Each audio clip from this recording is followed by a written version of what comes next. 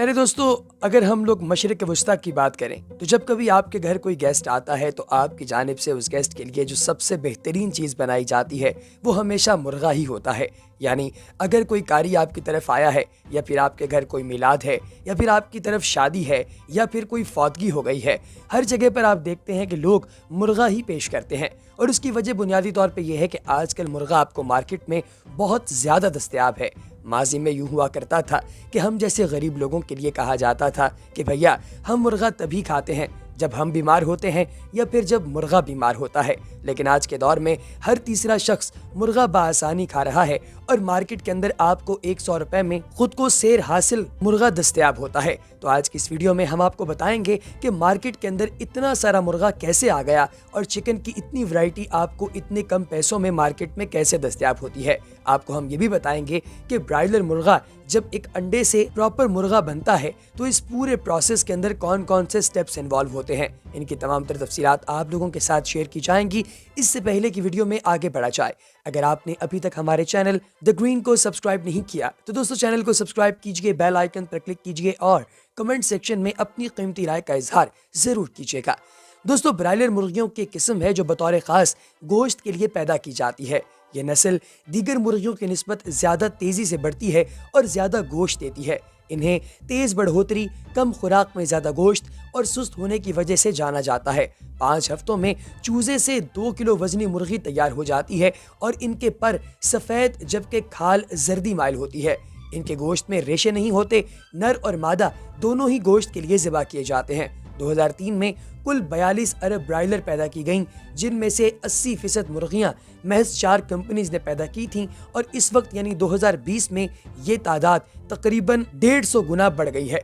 दोस्तों, अगर हम बात करें कि ये सारा प्रोसेस किस तरह किया जाता है तो सबसे पहले स्टेप में अंडे इकट्ठे किए जाते हैं जो मुख्तलिफ फॉर्म्स के अंदर मौजूद होते हैं।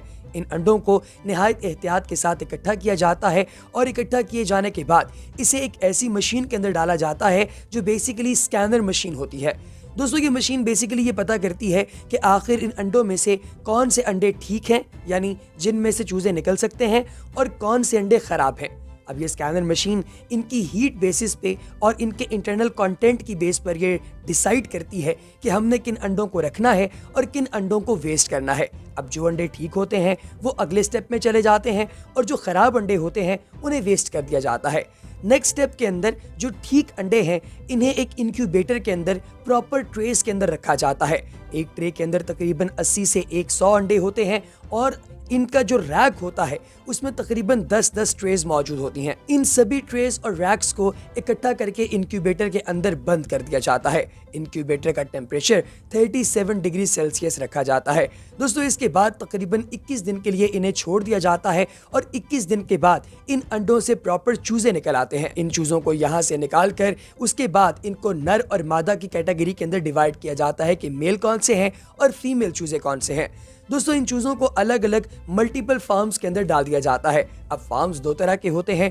एक फार्म तो वो होता है जो बहुत ही एडवांस और जदीद होता है, जिसके अंदर प्रॉपर नोजल के जरिए फीडिंग की जाती है। प्रॉपर फीड और पानी इन तमाम चूजों को दिया जाता है ताकि ये चूजे अपनी खुराक भी हासिल कर सकें और खुराक का ज़िया भी ना हो। इसके अलावा जिस फर्श पर इन्हें रखा जाता है उस फर्श के ऊपर लकड़ी का गुद्दा डाल दिया जाता है जो कि इसकी रगड़ाई के नतीजे में निकलता है ताकि इन मुर्गियों का जितना भी फुजला हो वो इसके अंदर जज़ब हो जाए और इन चूज़ों को किसी किस्म का कोई इन्फेक्शन ना हो। जबकि दोस्तों, दूसरा तरीकाकार रिवायती तरीकाकार है जिसके नतीजे में गंदी मुर्गी पैदा की जाती है जो बाज़ दफ़ा मुख्तलिफ बीमारियों का शिकार होती है। और इस तरह के फार्म्स अक्सर औकात आपने देहातों के अंदर या फिर शहरों की मुख्तलिफ रिमोट एरियाज के अंदर देखे होंगे। अब दोस्तों, 5 हफ्तों के लिए इन्हें प्रॉपर फीड दिए जाने के बाद जब ये एक बड़े साइज की मुर्गी और मुर्गा बन जाता है तो इन्हें दोबारा से देखा जाता है कि किसके जरिए हम लोग अंडे पैदा कर सकते हैं और किसको हम लोग गोश्त की ट्रांसपोर्ट के लिए इस्तेमाल कर सकते हैं। वो तमाम मुर्गियां जो कि फर्टिल होती हैं और अंडे दे सकती हैं,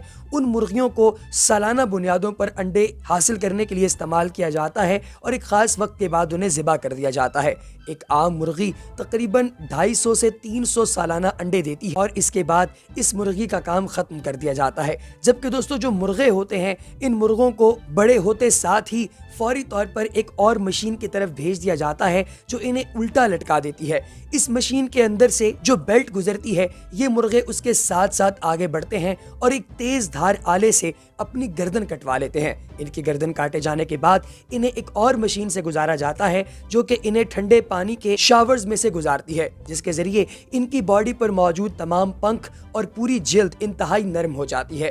दोस्तों, इसके बाद अगला चेंबर आता है जो कि इनकी पूरी बॉडी से ये पंख और ये सारी चीजें जो इन्हें प्रोटेक्टेड रखती हैं उनको उतार देता है। नेक्स्ट स्टेप के अंदर इनके पंजे और इनकी गर्दन काट दी जाती है। दोस्तों, इसके बाद एक और स्टेप होता है जिसमें मुर्गे के अंदर मौजूद जितनी भी आलाइशें होती हैं वो निकाल दी जाती हैं। अब इसके बाद ये मुर्गा फाइनली क्लीन होने के लिए उबले हुए पानी के अंदर से गुजरता है और इसके बाद इस मुर्गे की पैकिंग का मरहला आता है। दोस्तों, पैकिंग दो तरह से की जाती है। या तो ये पैकिंग ऐसे होती है कि मुर्गे के पूरे बॉडी के पार्ट्स छोटे छोटे कर दिए जाएं और इन्हें पैक किया जाए, या फिर पूरे का पूरा मुर्गा एक बड़ी प्लास्टिक पैकेट के अंदर पैक करके मार्केट के अंदर भेज दिया जाता है। इस तरीके से ये मुर्गा मार्केट में आता है। इसे मुख्तलिफ रेस्टोरेंट्स खरीदते हैं, आम पब्लिक खरीदती है और इनके जरिए आप मजे की डिशेस बनाकर खाते हैं। दोस्तों, पोल्ट्री की सनत पाकिस्तान की सबसे बड़ी एग्रो बेस्ड सनत है और आवाम के लिए हैवानी प्रोटीन हासिल करने का सस्ता तरीन जरिया भी है। खास तौर पर एक ऐसी मैशत में जो बहुत ज्यादा मिसाली नहीं है, पोल्ट्री सेक्टर की कामयाबियों को बेमिसाल करार दिया जा सकता है। ये कहना मुबालगा ना होगा कि पाकिस्तान की मैशत का ये वो वाहिद सेक्टर है जो हर तरह के हालात में आगे ही बढ़ता रहा है। और अगर हम लोग ये कहें कि दौरान जंग भी बर्ड फ्लू जैसी बीमारियां आ गई हैं तो वो भी दोस्तों इसका कुछ नहीं बिगाड़ सकें। शादियों के खाने पर पाबंदी का ऑर्डिनेंस भी आ गया। बहुत सारे लोगों ने मुर्गे के बारे में मुख्तलिफ कैंपेन्स भी चलाई। अलगर्ज हर तरह का मामला किया गया, लेकिन दोस्तों पोल्ट्री की सनत इन तमाम मुश्किलात के बावजूद कामयाबियों की मनाजिल तय करती रही। पोल्ट्री की सनत से वाबस्ता अफराद, फार्मर्स और पाकिस्तान पोल्ट्री एसोसिएशन को इस बात पर खिराज तहसीन पेश किया जाना चाहिए।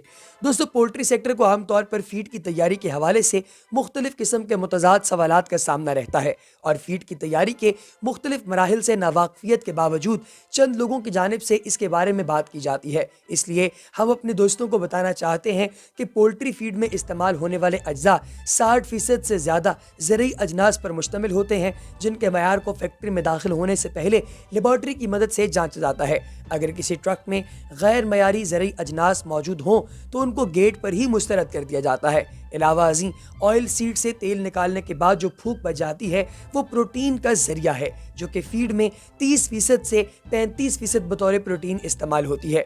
इसके अलावा दोस्तों मोलेसिस जो कि शुगर मिलों की बाय प्रोडक्ट होती है उसको भी इस्तेमाल किया जाता है, जो कि अमूमी तौर पे गन्ने वगैरह से निकलती है। ये तमाम चीज़ें इकट्ठी करके ऐसी फीड बनाई जाती है जो कि प्रॉपर फार्मूले के तहत हाइब्रिड मुर्गी को दी जाती है। फिर उसके बाद इसकी जिस्म में इजाफा होता है और आप तक प्रोटीन का ये सबसे सस्ता सोर्स पहुंच जाता है। तो दोस्तों, आपको कैसी लगी हमारी आज की वीडियो कमेंट सेक्शन में बताना हरगिज ना भूलिएगा। अगली वीडियो तक दीजिए इजाजत। अल्लाह हाफ़िज़।